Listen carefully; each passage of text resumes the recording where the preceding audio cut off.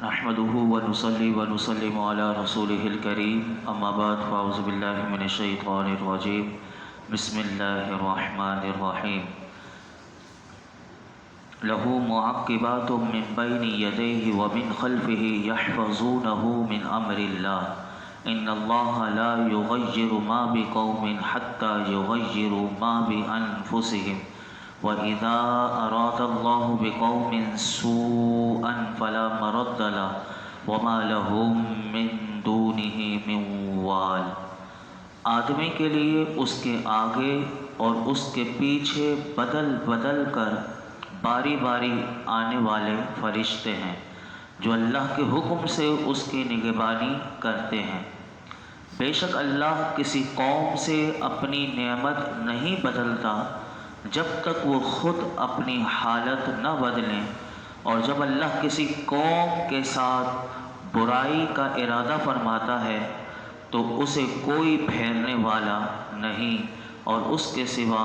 ان کا کوئی حمایتی نہیں۔ جمہور مفسرین کے نزدیک ان فرشتوں کا جن کا ذکر اس آیت میں ہوا وہ فرماتے ہیں کہ ان فرشتوں سے مراد دن اور رات میں حفاظت کرنے والے فرشتے ہیں مراد ہیں۔ انہیں بدل بدل کر باری باری آنے والا اس لیے کہا گیا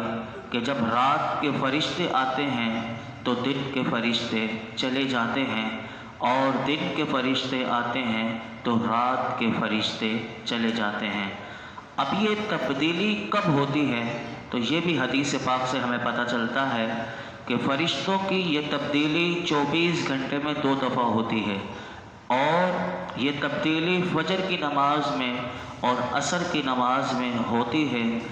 جو لوگ فجر کی نماز باجماعت پڑھتے ہیں اور عصر کی نماز باجماعت پڑھتے ہیں انہیں یہ فائدہ حاصل ہوتا ہے کہ فرشتوں کی تبدیلی کے وقت وہ حالت نماز میں ہوتے ہیں۔ حدیث پاک میں آتا ہے کہ حضرت ابو ہریرہ رضی اللہ تعالی عنہ سے روایت ہے کہ اللہ کے محبوب علیہ الصلوۃ والسلام نے ارشاد فرمایا کہ رات اور دن کے فرشتے تم میں باری باری آتے رہتے ہیں اور نماز فجر اور نماز عصر میں اکٹھے ہوتے ہیں، پھر جو تمہارے پاس آئے تھے وہ اوپر چڑھ جاتے ہیں تو ان کا رب ان سے پوچھتا ہے، حالانکہ وہ انہیں خوب جانتا ہے، لیکن پھر بھی فرشتوں سے رب پوچھتا ہے کہ تم نے میرے بندوں کو کس حال میں چھوڑا؟ تو فرشتے عرض کرتے ہیں کہ مالک ہم نے تیرے بندوں کو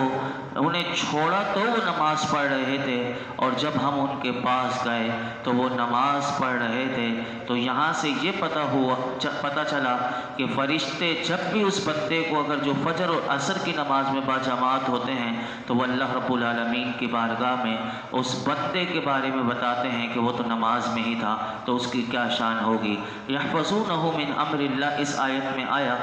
کہ وہ اللہ کے حکم سے اس کی حفاظت کرتے ہیں۔ تو امام مجاہد رحمۃ اللہ علیہ فرماتے ہیں کہ ہر بندے کے ساتھ ایک فرشتہ حفاظت پر مامور ہوتا ہے کہ جو سوتے جھاگتے جن اور انس اور موذی جانوروں سے اس کی حفاظت کرتا ہے، اور ہر ستانے والے، اور فرمایا کہ ہر ستانے والی چیز کو اس سے روک دیتا ہے سوائے اس کے کہ جس کا پہنچنا اس اللہ کی مشیت میں ہو۔ تو جو اس کو تکلیف پہنچنی ہے اور وہ اللہ کی مشیت میں ہے تو وہ پہنچ کر رہے گی۔ اس سے علماء کہتے ہیں یہ بھی پتہ چلا کہ جسے اللہ رب العالمین حفاظت کرنے کی قدرت عطا فرمائے، جیسے فرشتوں کو اللہ نے قدرت عطا فرمائی، تو فرمایا اسی طرح اور اللہ کے نیک بندے بھی ہوتے ہیں کہ جنہیں اللہ یہ طاقت عطا فرماتا ہے تو وہ بھی حفاظت کر سکتے ہیں۔ اور یہ بھی یاد رکھیے گا کہ ان کا یہ حفاظت کرنا وہ یہ نہیں کہ اللہ کی مشیت کے خلاف ہو۔ اگر وہ اللہ کی جو چیز اللہ کی مشیت میں ہو تو یاد رکھیے گا کہ اللہ کے نیک بندے اس کے خلاف نہیں کرتے، لہٰذا اللہ رب العالمین کے نیک بندوں کو بھی اللہ کی عطا سے بلاؤں اور آفاتوں سے حفاظت کرنے والا ماننا، اور اگر ان سے حفاظت کی التجا کی جائے تو یہ درست ہے۔ اگر التجا کے باوجود بھی اگر حفاظت نہ ہو تو ان کے خلاف کبھی زبان کان دراز کرنا یہ غلط ہے اور باطل ہے۔ اسی طرح اس آیت میں اللہ رب العالمین نے یہ بھی فرمایا کہ بے شک اللہ کسی قوم سے اپنی نعمت نہیں بدلتا۔ تو یاد رکھیے گا کہ یہ قانون اللہ رب العالمین نے دوبارہ بیان کیا۔ ایک قانون ہم پیچھے سورہ انفال میں بھی سن چکے تھے، اور یہ والا قانون دوبارہ اللہ نے بیان کیا کہ اللہ رب العالمین اگر کسی قوم کو کوئی نعمت دے دیتا ہے تو جب تک وہ قوم سے وہ نعمت واپس نہیں لیتا کہ جب تک وہ قوم خود اپنے اچھے عمل کو برے عمل سے تبدیل نہ کر دے۔ اگر یہ دیکھیے گا، اگر آپ ماضی میں چلے جائیں تو اسلامی تاریخ میں اس قانون کے بے شمار مثالیں آپ کو ملیں گے، اور ماضی بعید میں بھی علماء نے لکھا کہ 3 بر اعظموں پر نافذ مسلم حکومت کا ختم ہو جانا یہ اللہ کا یہ قانون تھا۔ 800 سال تک اسپین پر حکومت کے بعد وہاں سے حکومت سلطنت اسلامیہ کے سورج کا غروب ہو جانا، اسی طرح اسلاف کی بے شمار قربانیوں کے بعد حاصل ہونے والا بیت المقدس ہمیں حاصل ہوا تھا اور دوبارہ یہودیوں کے قبضے میں آج چلا گیا۔ یہ سب اللہ کی نعمت کی جب قدر نہ کی گئی تو یہ وہ قانون ہے کہ اللہ پھر اپنی نعمت کو واپس لے لیتا ہے۔ اور اسی طرح اگر آپ دیکھیے تو اسلام کی ایسی بے شمار متحد حکومت، ان کا 20 ٹکڑوں میں تقسیم ہو جانا، اور ماضی قریب میں جب ہم دیکھتے ہیں تو پاکستان کے بھی 2 ٹکڑے ہو جانا، ایک بنگال بن جانا اور ایک یہ جو ہمارا پاکستان ہے، ورنہ یہ بنگلہ دیش بھی ہمارے ساتھ مرج تھا، یہ بھی اس کے بھی 2 ٹکڑے ہوئے، تو یہ بھی اسی طرح عراق، افغانستان وغیرہ پر قبضہ ہو جانا، اور مسلم دنیا میں کافر حکومتوں کا دست نگر آج ہو جانا، یہ سب اس قانون قدرت کی واضح مثالیں ہیں۔ اگر یہ اسی لیے اللہ رب العالمین نے بتا دیا کہ جب تک تم میری نعمت پر یعنی شکر نہیں کرو گے اور اس نعمت کو تم نے صحیح استعمال نہ کیا تو یاد رکھو کہ پھر وہ اللہ نعمت لے لیتا ہے۔ آج پاکستان بھی ہمارے پاس اللہ کی بہت بڑی نعمت، لیکن بدقسمتی سے جب ہم دیکھتے ہیں تو آج کے ہمارے اوپر مسلط ہیں وہ آزادی کا دن ہو تو آج پہلے یہ ہوتا تھا کہ آزادی کے دن پوری تاریخ بتائی جاتی تھی کہ پاکستان کیسے حاصل ہوا، لیکن آج 14 اگست والے دن جو ہمارے حکمران ہیں وہ ہماری نئی جنریشن کو، آنے والی نسل کو یہ پیغام دے رہے ہیں کہ ڈانسر کون ہے اور ناچنے والے کون ہیں، اور ناچنے والیوں کو وہ تمغہ امتیاز سے نواز کر آج کے دن یہ لوگوں کو بتایا جا رہا ہے۔ افسوس اس بات کا ہے کہ ہمارے یہاں یہ حال ہو رہا ہے کہ ہمیں تو وہ اسلاف جنہوں نے اپنے خون سے پاکستان، جنہوں نے اپنا خون پیش کیا تھا، آج لیکن اس دن وہ ناچنے والوں کو بتایا جاتا ہے، اور یہ پورا دن وہ کھیل تماشے میں گزر جاتا ہے، اور قوم کو باجے دے دیا کہ بچے باجے بجاتے رہیں، اور پوری قوم کا بینڈ باجا یہ حکمران بجا رہے ہیں، اور بچے جو ہیں وہ باجے بجانے میں لگ گئے اور یہ لوگ بڑے بینڈ باجا بجانے میں۔ اللہ ہم سب کو عقل سلیم عطا فرمائے، اور اسی میں قوموں کے عروج و زوال کا اللہ نے قانون بیان کر دیا۔ آگے ارشاد فرمایا هو الذی یریکم البرق خوفا وطمعا وینشئ السحاب الثقال، وہی ہے جو تمہیں بجلی دکھاتا ہے اس حال میں کہ تم ڈرتے ہو یا امید کرتے ہو، اور وہ بھاری بادل پیدا فرماتا ہے۔ اس آیت میں اللہ رب العالمین نے اپنی عظیم قدرتوں میں سے ایک ایسی چیز کا بیان فرمایا جو ایک اعتبار سے نعمت ہے اور ایک اعتبار سے عذاب ہے۔ وہ کیسے؟ آیت کا خلاصہ یہ ہے کہ رب تعالیٰ وہی ہے، یعنی رب کا تعارف بتایا گیا کہ تمہارا رب وہی ہے کہ جو اپنے بندوں کو بجلی دکھاتا ہے اس حال میں کہ بعض لوگ بجلی کے گرنے سے ڈر رہے ہوتے ہیں۔ آپ یہ دیکھیں ایک اعتبار سے یہ عذاب بھی کہ کسی وقت بھی بجلی گر سکتی ہے، اور فرمایا بعض لوگ فرمایا کہ بارش کی امید کر رہے ہوتے ہیں کہ جب بجلی چمکتی ہے تو یہ امید بھی ہوتی ہے کہ بارش ہو جائے گی، اور اسی طرح یہ جو بجلی اور بھاری بھرکم بادل جو ادھر ادھر منڈرا رہے ہوتے ہیں، پھر رہے ہوتے ہیں، فرمایا تمہیں معلوم ہے کہ یہ کس نے پیدا کیے ہیں؟ یہ اللہ رب العالمین کی ذات بابرکات ہے کہ جس کی تخلیق کا یہ کرشمہ ہے، تو یہاں سے یہ پتہ چلتا ہے کہ یہ بارش، یہ بجلی بھی جو ہے، یہ بادل بھی انسان کو بہت کچھ بتاتا ہے کہ انسان اسی خوف و امید کے درمیان میں رہے، اور اسی کا نام ایمان ہے۔ آگے ارشاد فرمایا وَيُسَبِّحُ الرَّعْدُ بِحَمْدِهِ وَالْمَلَائِكَةُ مِنْ خِيفَتِهِ وَيُرْسِلُ الصَّوَاعِقَ فَيُصِيبُ بِهَا مَن يَشَاءُ وَهُمْ يُجَادِلُونَ فِي اللَّهِ وَهُوَ شَدِيدُ الْمِحَالِ۔ اور رعد اس کی حمد کے ساتھ تسبیح بیان کرتا ہے، اور اس کے خوف سے فرشتے بھی تسبیح کرتے ہیں، اور وہ کڑک بھیجتا ہے تو اسے جس پر چاہتا ہے ڈال دیتا ہے۔ حالانکہ وہ لوگ اللہ کے بارے میں جھگڑ رہے ہوتے ہیں، وہ سخت پکڑنے والا ہے۔ یہاں پر اللہ رب العالمین نے رات، جو سورہ رات ہے، اس کا ذکر کیا، اور میں پیچھے بھی بتا چکا تھا کہ رات کسے کہتے ہیں کہ گرج، یعنی بادل سے جو آواز پیدا ہوتی ہے اور اس کے تسبیح کرنے کا، یا اس کو رات کہتے ہیں۔ اور اس میں فرمایا کہ وہ رات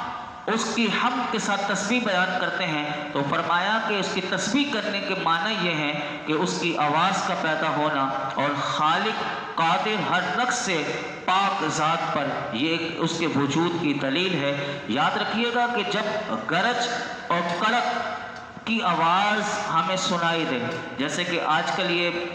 بارش کا موسم، اور اس میں ہم نے دیکھا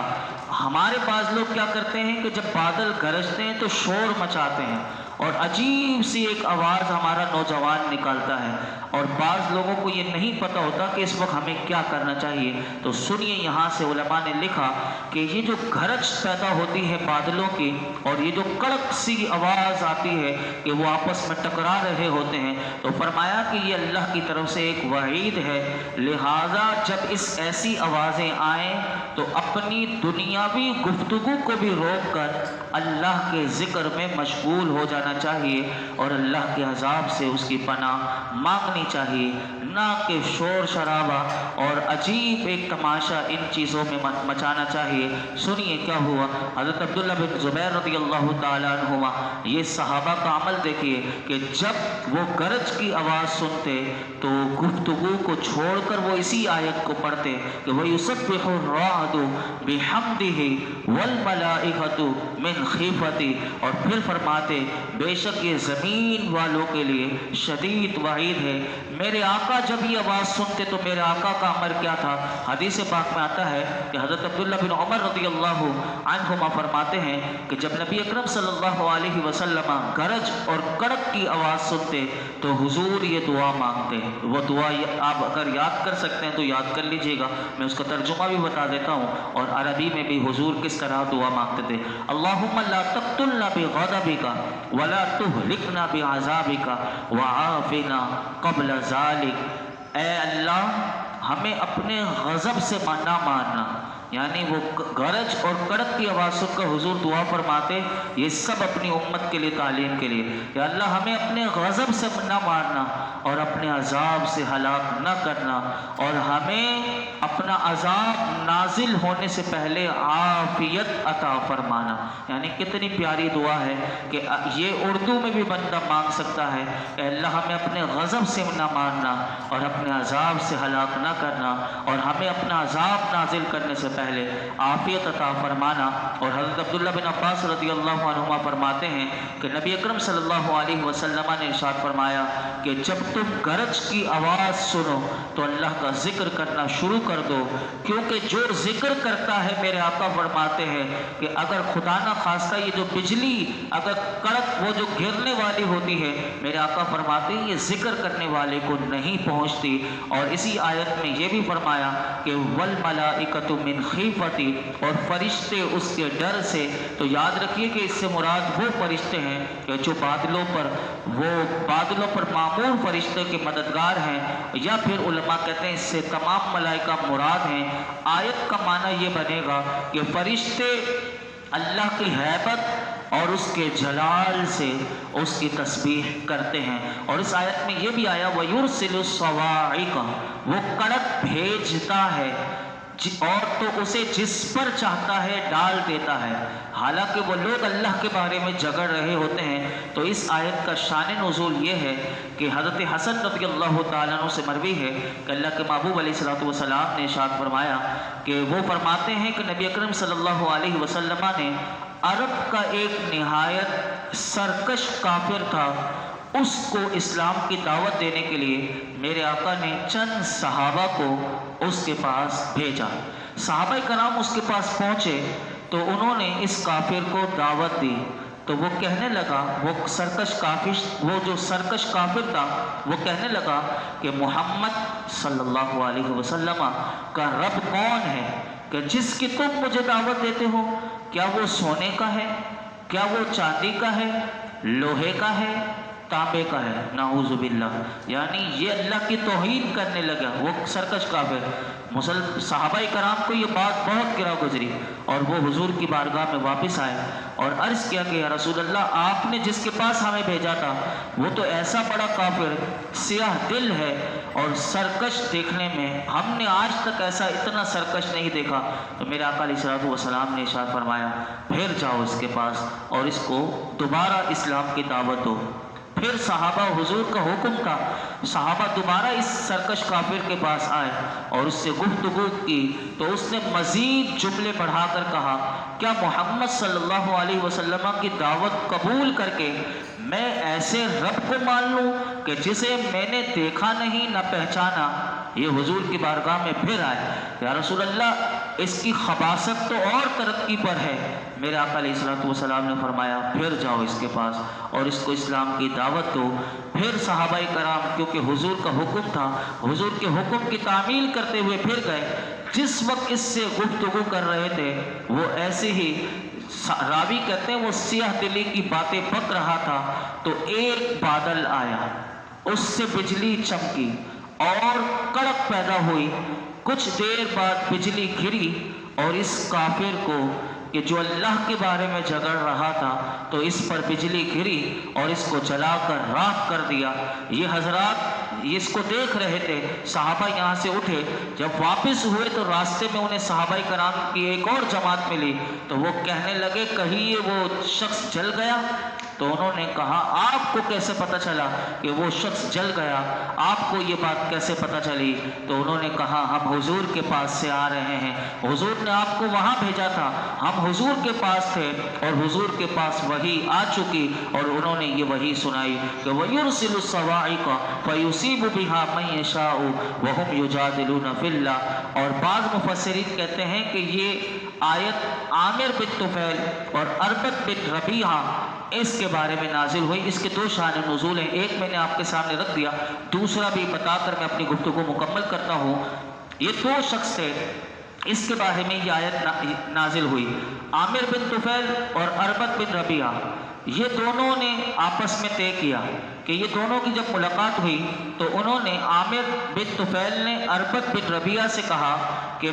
ہم دونوں چلتے ہیں حضور کے پاس، محمد مصطفیٰ صلی اللہ علیہ وسلم کے پاس چلو۔ عامر نے کہا کہ میں انہیں باتوں میں لگاؤں گا، تم پیچھے سے حضور پر تلوار سے حملہ کر دینا۔ اور یہ مشورہ کر کے وہ دونوں حضور کے پاس آ گئے۔ نبی پاک صلی اللہ علیہ وسلم کے پاس جب یہ پہنچے تو عامر نے حضور کو گفتگو کرنے میں لگا دیا اور بہت طویل گفتگو کے بعد کہنے لگا کہ اب ہم جاتے ہیں اور ایک لشکر جرار آپ پر لائیں گے۔ یہ کہہ کر وہ چلا گیا اور باہر آ کر اس نے اپنے دوست جو اس کا تھا اربد سے کہنے لگا کہ تو نے حضور کو تلوار پیچھے سے کیوں نہ ماری؟ تو اس نے کہا جب میں تلوار مارنے کا ارادہ کرتا تھا تو درمیان میں آ جاتا تھا۔ تو اس وقت رسول اللہ صلی اللہ علیہ وسلم کی بارگاہ سے یہ نکلے، یعنی آپ اندازہ لگائیں کیسے اللہ اپنے محبوب کی حفاظت فرماتا ہے۔ اب یہ دونوں جب نکلے تو حضور نے ایک دعا کی اور فرمایا اللہم اکفہما بما شئت، اے مالک تو ان دونوں کے مقابلے میں ہمارے لیے کافی ہو جا۔ حضور نے بس اتنی دعا کی۔ راوی کہتے ہیں کہ یہ جب دونوں مدینہ شریف سے باہر نکلے تو ان پر آسمان سے بجلی گری اور عامر بھی مرا اور اربد بھی مر گیا، دونوں بدترین حالت میں یہ مر گئے۔ تو پتہ چلا کہ بجلی کس لوگوں پر گر جاتی ہے کہ جو اللہ اور اللہ کے رسول کی توہین کریں تو ان کو دنیا میں بھی عذاب ہے اور آخرت میں بھی۔ اسی لیے میرے آقا علیہ الصلوۃ والسلام نے ہمیں دعا سکھائی کہ جب بجلی کڑکے اور بادل گرجے تو اس وقت ہمیں دعا مانگنی چاہیے، اے مالک ہمیں اپنے غضب سے نہ مارنا، اپنے عذاب سے ہلاک نہ کرنا، اور جب تیرا عذاب نازل ہونے والا ہو مالک اس سے پہلے ہمیں عافیت عطا فرمانا۔ اللہ رب العالمین ہم سب کو ہر قسم کی عافیتیں، سلامتی، عزتیں، برکتیں، رحمتیں اور اپنی رضا والی اللہ ہمیں زندگی اور موت نصیب فرمائے۔ الحمدللہ رب العالمین والصلاة والسلام علی سید الانبیاء والمرسلین وعلی آلہ واصحابہ اجمعین۔ یا اللہ پاک جو کچھ ہم نے سنایا اس میں کوئی غلطی کوتاہی معاف فرما، اپنی بارگاہ میں قبول فرما، نماز عشاء کو اپنی بارگاہ میں قبول فرما، درود و سلام پڑھنا اپنی بارگاہ میں قبول فرما۔ یا اللہ حضور کی سچی محبت عطا فرما، اپنی محبت سچی عطا فرما، اے اللہ اپنی رضا عطا فرما، ہر قسم کے گناہ سے بچنے والا بنا دے، ہمیں عافیتیں، سلامتیاں، عزتیں عطا فرما، رحمتیں عطا فرما، رزق حلال عطا فرما، حرام کے لقمے سے محفوظ فرما، اپنا فضل و کرم عطا کر دے۔ آج تک جتنی دعائیں کی ہیں آئندہ کریں گے سب دعاؤں کو قبول فرما۔ اس درس قرآن میں یہ جتنے حاضرین موجود ہیں میرے مولا جس کے دل میں جو مراد ہو پوری فرما دے۔ وصلی اللہ تعالی علی خیر خلق محمد وعلی آلہ وصحبہ۔